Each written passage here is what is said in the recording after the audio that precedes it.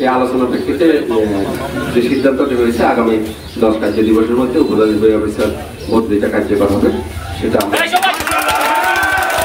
এখানে পুলিশ বলেছে যে নিরাপত্তা বিষয়টি তারা দেখবে, কেউ কারোর উপরে কোনো ধরনের হামলা বা অন্য কোনো ধরনের ইয়েতে যাবে না, সেটা আমরা দেখবো। এই বিষয়ে আপনারা সবাই ঠিক থাকতে পারেন। আর মামলার বিষয়ে আমরা বলেছি যেই মামলা করে আমরা মামলা নিতে পারত, পুলিশে মামলা নিতে পারত।